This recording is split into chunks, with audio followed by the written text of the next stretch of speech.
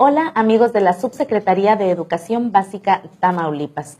Yo soy Janet Jasso y en esta ocasión les doy la bienvenida a la serie Experiencias Exitosas. En esta ocasión me siento muy honrada de contar con la compañía del doctor Horacio García Mata. Él es investigador de la Subsecretaría de Educación Básica, catedrático universitario, docente frente a Grupo de Educación Física en el nivel de primaria y hoy además nos comparte que su práctica innovadora Matemáticas Lúdicas ha sido elegida por el Instituto Nacional de Evaluación Educativa para ser publicada en el blog propio de este instituto. Doctor, muchas gracias por estar con nosotros. Hombre, un gusto saludarlos y muy feliz por la invitación. Estamos listos. Gracias. Y en franca charla, doctor, quisiera que me contaras, ¿quién es Horacio? Bueno, Horacio es un ser humano nacido en el planeta Tierra, enamorado de la vida, porque es la que me ha tocado vivir como ser humano. Esto me ha creado una condición de buscar esas alternativas de mejoramiento para la misma gente, para mi familia, para la comunidad que me rodea, sobre todo aquí en mi estado, que es Tamaulipas.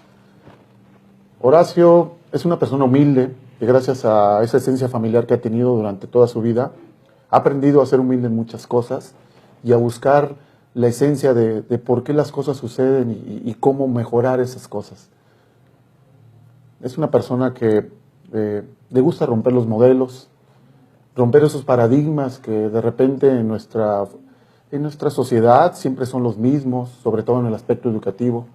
Y que bueno, esta idea de romper esos modelos es a partir de cómo mejorar, y ese mejoramiento es para poder ayudar a la sociedad, y en este caso a nuestra misma educación. Romper paradigmas, Horacio, salirse de los esquemas tradicionales, a veces es difícil para quien le gusta hacerlo. ¿Tú te has encontrado con algún obstáculo en este sentido, en tu caminar? Pues sí, eso es lo que le da el sabor al caldo, dicen por ahí, ¿no? El sabor a la vida. El encontrarte tal vez esos obstáculos que de repente son los que te pueden parar. Y sí me he encontrado muchos obstáculos, sobre todo en el aspecto, vamos a decir, personal, en el aspecto profesional, a veces hasta en el aspecto familiar, ¿no?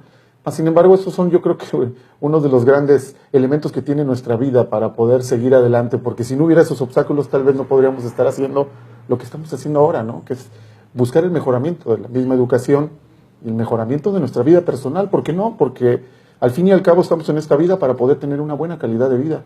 Y yo creo que esa es la parte fundamental que debe tener todo ser humano, buscar esa calidad de vida en todos los aspectos, desde lo que es lo físico, lo cognitivo, lo afectivo, ¿no? Que bueno, cuando estamos en sociedad, yo creo que si tuviéramos esas calidades de vida que buscamos la mayoría de nosotros, yo creo que funcionaríamos de diferente manera, ¿no? Te brota por los poros el gran ser humano que eres. Yo creo que el brillo que hay en tus ojos lo denota totalmente. Y quisiera que me platicaras, desde ese gran ser humano que hay en ti, ¿cuáles son tus gustos, tus aficiones? ¿Cómo disfrutas tu vida familiar? Mi vida familiar es interesantísima porque, pues bueno, ahora con mi función de padre de familia, regularmente cuando salgo de mi horario laboral, pues bueno, ahí es donde cambia todo, ¿no? Desgraciadamente vivimos tal vez en un país en donde tenemos que trabajar doble, ¿no? Tenemos que estar todo el día en el área laboral para poderle darle una calidad de vida buena a nuestros hijos, pero créeme que, bueno, el tiempo que les doy a mis hijos, ya en las noches y los fines de semana, yo creo que es un tiempo muy corto, pero es un tiempo de calidad.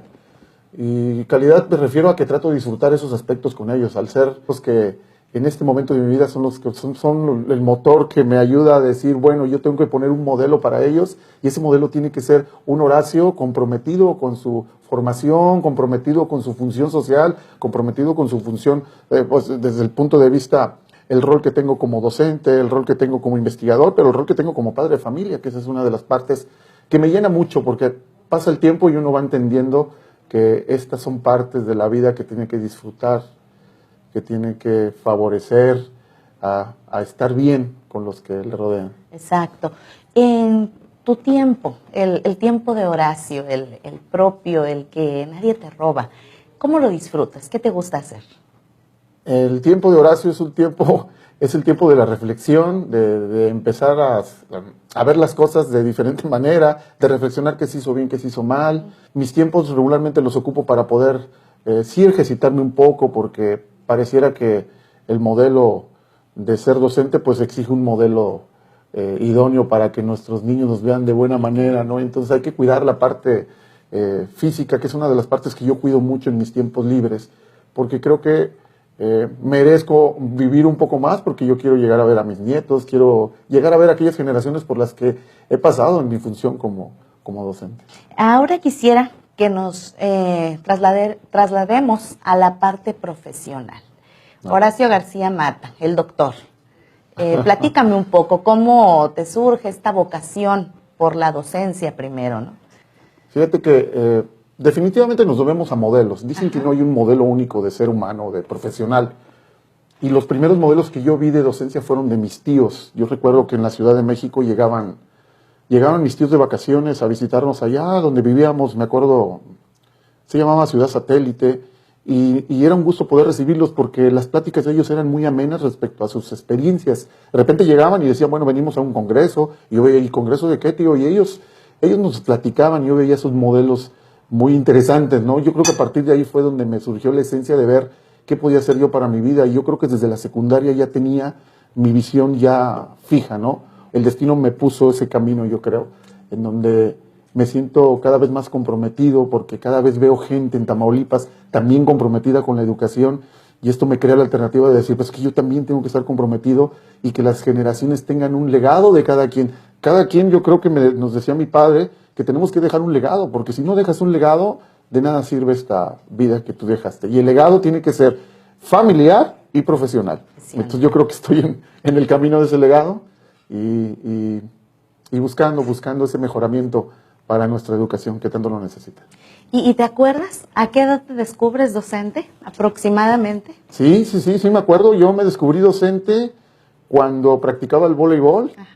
Me acuerdo que el entrenador no iba y yo tomaba la batuta del entrenador, y él a veces me hablaba por teléfono a la escuela. En ese tiempo no había celulares, y decía, no, pues que Horacio los entrene porque no puedo llegar. Y yo empecé a entrenar el voleibol ahí. Entrenaba primero a los varones y luego eran las mujeres.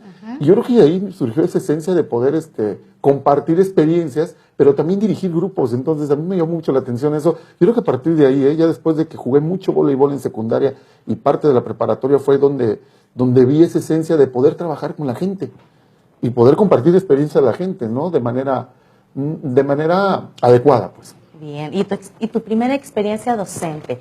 ¿Dónde fue y cómo la recuerdas? ¿Qué tanto te forjó o te formó?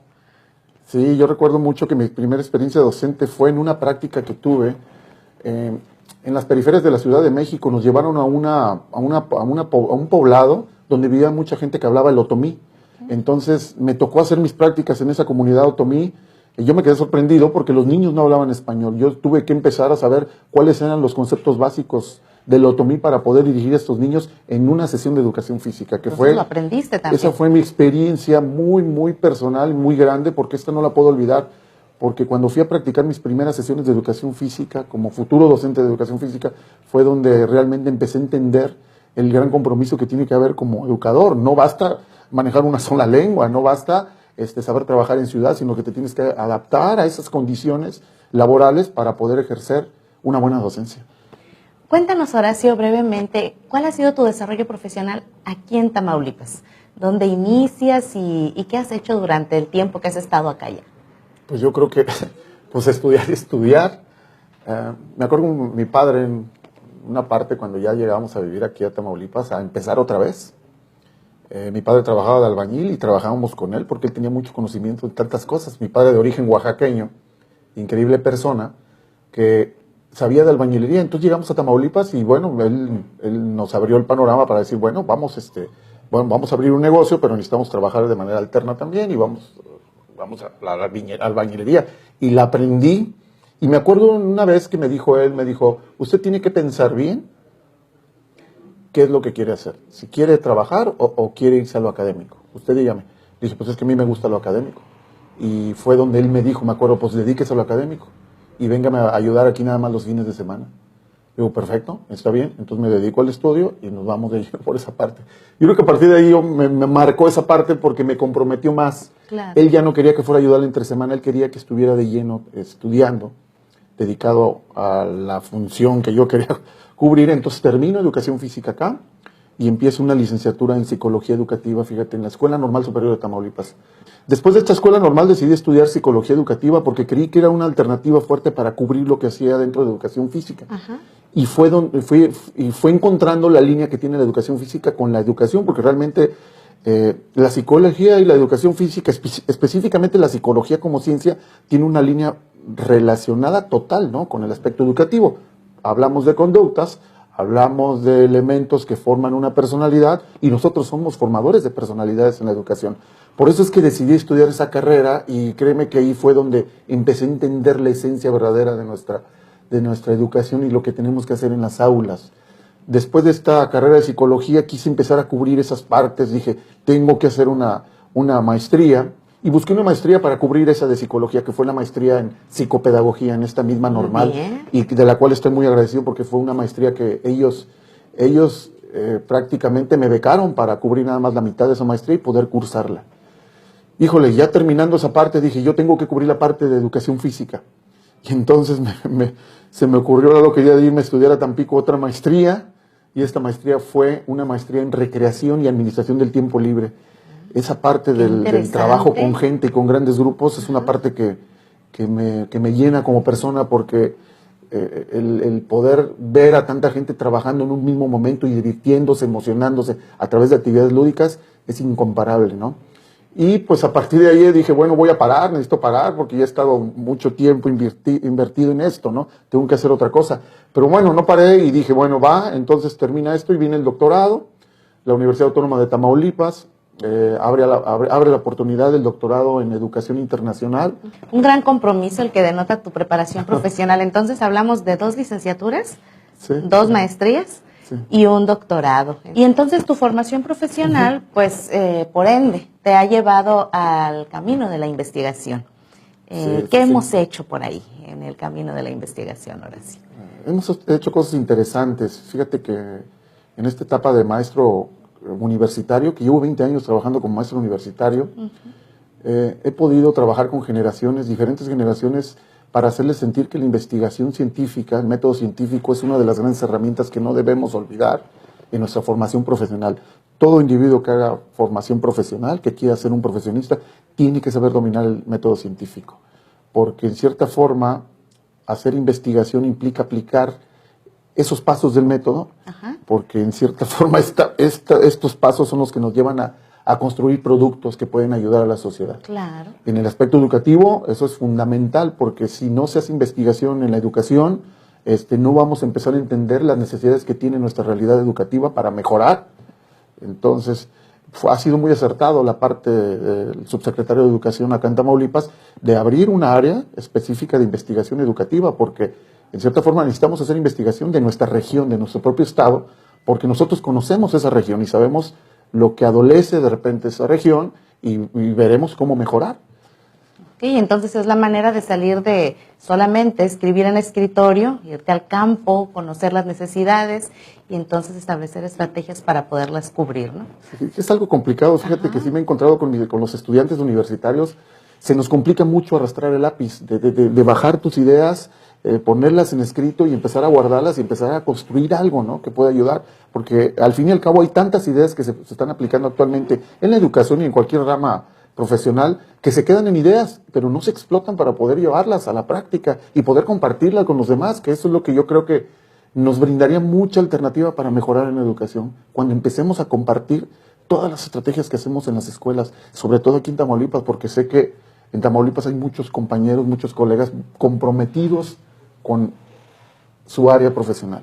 Y entonces, bueno, producto de esto, creo yo, que es precisamente lo que nos ocupa en esta ocasión, que es la distinción que te ha hecho el Instituto Nacional de Evaluación Educativa, que es tu práctica innovadora, matemáticas lúdicas. Háblanos de esta propuesta.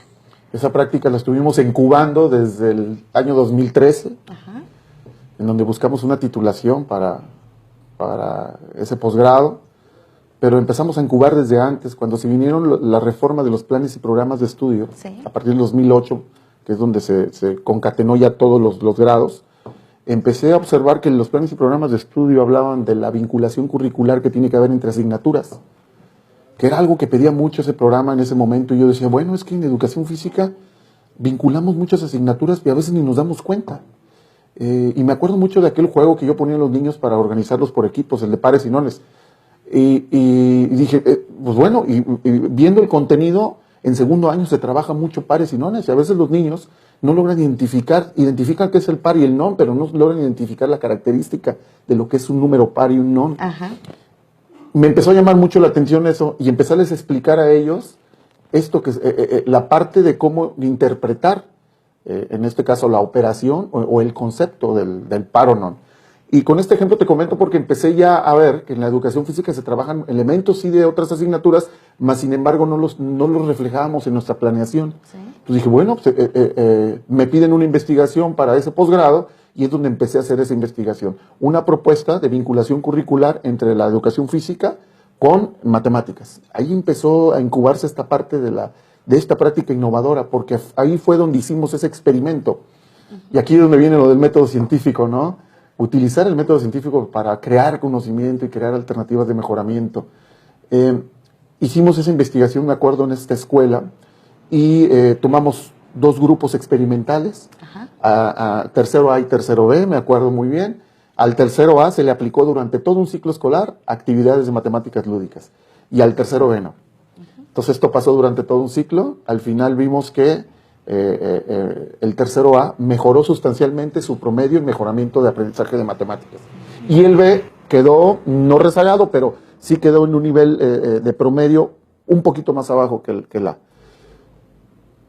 Los números son fríos y los números que me dio ese porcentaje que elevaron los niños del tercero A me dijeron que el método lúdico puede ser apto para aplicarlo en la enseñanza de las matemáticas. Ajá. Y a partir de ahí fue que dije, bueno, venga, vamos a perfeccionar esto. Y aquí fue donde empezamos a compartir esa propuesta con compañeros de educación física, con otros compañeros a los que íbamos a trabajar en algunos congresos, y fue donde empezamos a nutrir más la propuesta. Por eso digo que esa incubación empezó desde el 2013, y mira, ha pasado tanto tiempo que ahora ya incubada ha logrado ya salir a la luz prácticamente, ¿no? Como una propuesta innovadora, como una publicación que nos aceptó el Instituto Nacional de Evaluación.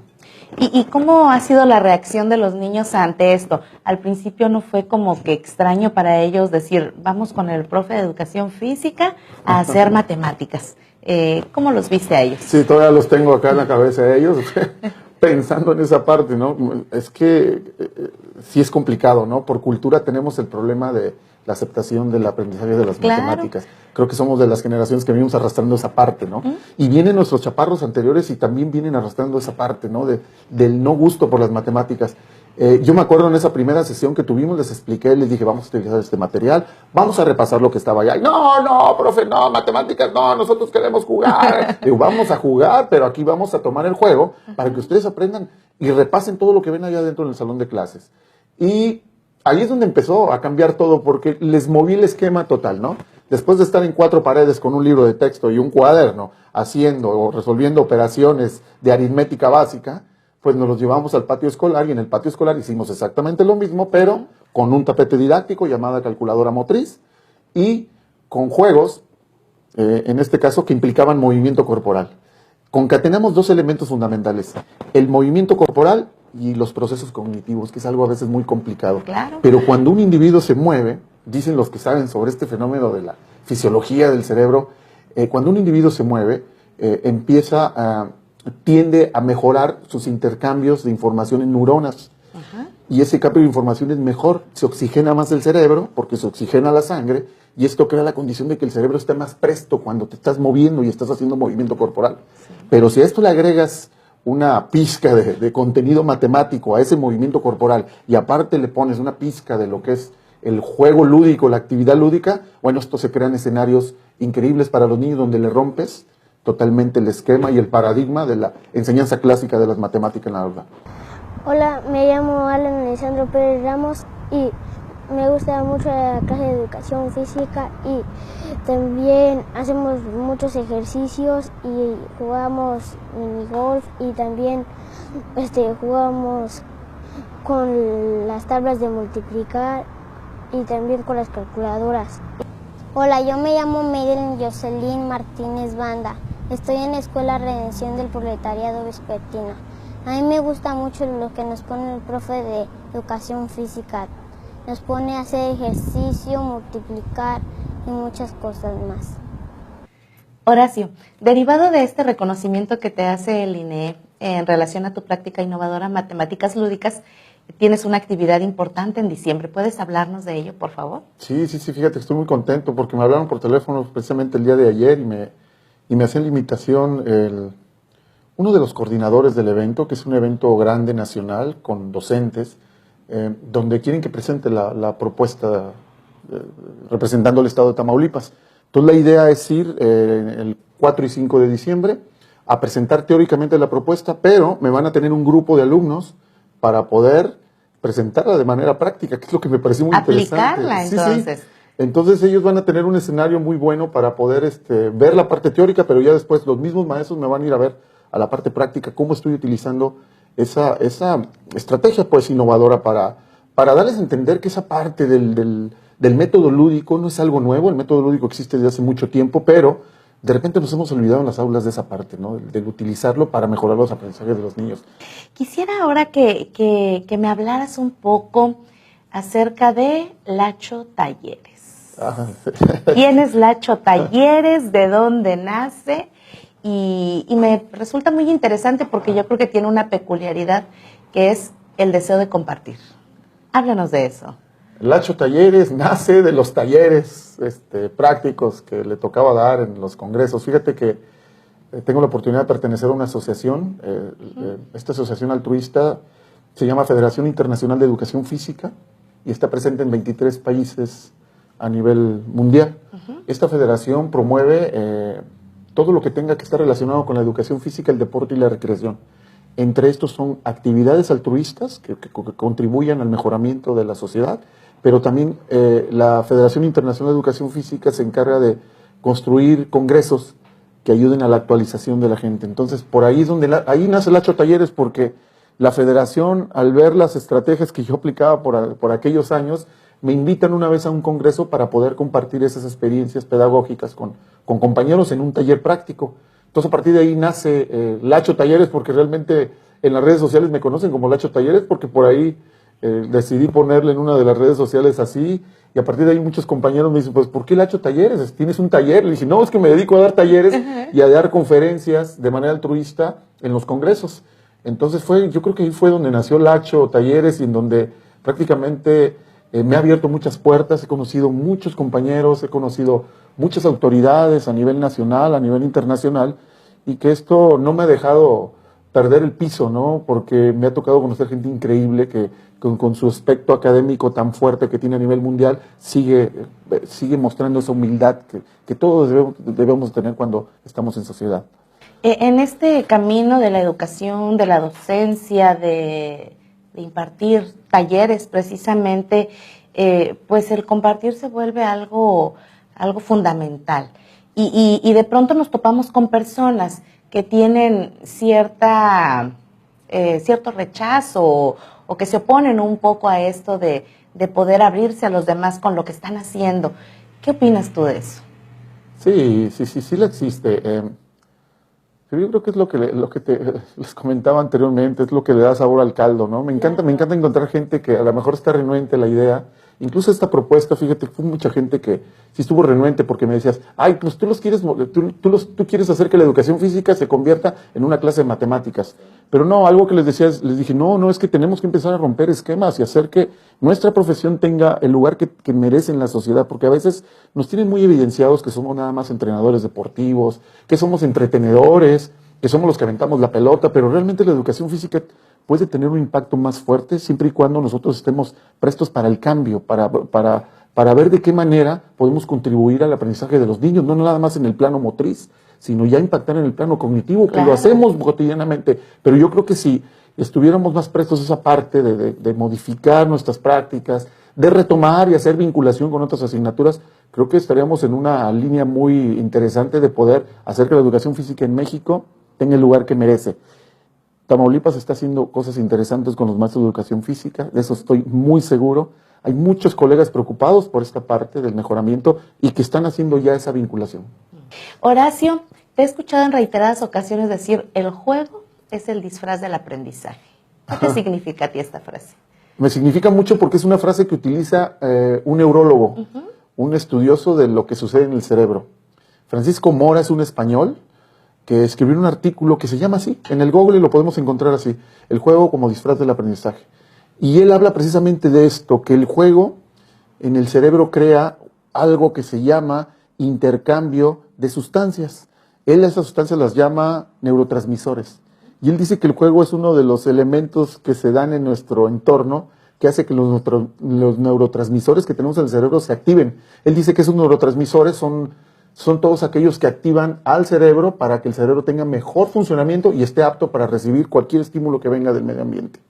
Y entonces él dice, pues es que es el juego la única alternativa o una de las grandes alternativas para que un individuo aprenda realmente. Si tomas al juego y creas escenarios didácticos donde se juegue, donde el niño esté emocionado, esté feliz y rompa el esquema de 4 paredes, yo creo que se va a estar más presto para poder recibir ese aprendizaje y llegue tal vez un olvido, pero un olvido recuperable dentro de lo que es nuestras funciones cerebrales.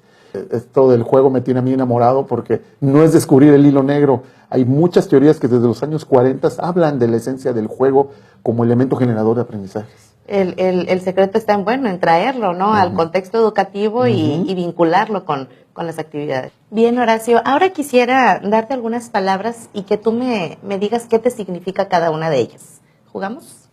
Sí, jugamos, vamos a jugar. Bien, educación.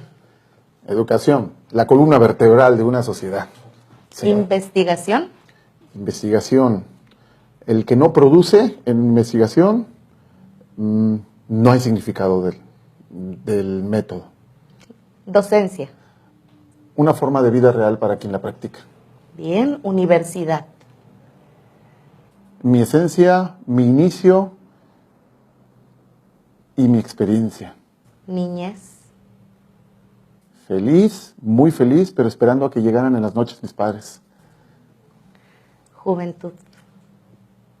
Donde encontré mi vocación. Un mensaje final que quieras regalar a nuestro auditorio.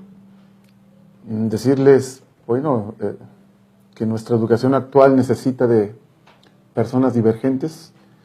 Dicen que los divergentes somos aquellos que nos gusta romper el esquema y los convergentes son los cuadrados. Creo que nuestra niñez, nuestra juventud necesita de docentes comprometidos, que yo sé que los hay, pero dentro de ese compromiso tiene que haber esa divergencia, de decir cómo poder favorecer a mejorar esas competencias que son para la vida de un individuo. Y hablar de esa competencia para la vida es hablar de que los aprendizajes que estemos aplicando en el aula, estemos con la consigna de que se estén aplicando en su realidad. De nada sirve un aprendizaje que se esté dando en el aula si no hay un efecto en la realidad cotidiana de un individuo. Entonces yo creo que nuestros niños necesitan esa parte. Si usted me hubiera preguntado hoy, niños, ya no son el futuro, son el presente, porque si no les creamos ese andamio necesario de conocimientos, puede haber ese problema posterior, ¿no? Entonces, decirle a mis compañeros que actualmente en nuestro país la divergencia es necesaria para que el ramo educativo mejore en sus prácticas y que la sociedad ya nos empiece a ver de otra forma. Porque de repente nos quieren etiquetar, pero eso no es justo porque el trabajo que hacemos no se compara con nada a ninguna profesión. Exactamente, es un trabajo que dignifica, ¿no? Y que además tenemos en nuestras manos lo más importante de nuestra sociedad, los niños y los jóvenes. Totalmente de acuerdo. Horacio, pues muchísimas gracias por haber estado con nosotros. Este espacio se ha tornado de gran aprendizaje. Gracias por dejarnos ver, además de tu parte profesional, pues también mucho de tu vida personal. Me quedo con la honestidad de tu mirada, me quedo con el compromiso que tienes con los niños y con los jóvenes tamaulipecos, con tu compromiso con la educación, con tus grandes deseos de compartir y de trascender y dejar huella en la educación de Tamaulipas. Gracias, muchas gracias. Muchas gracias.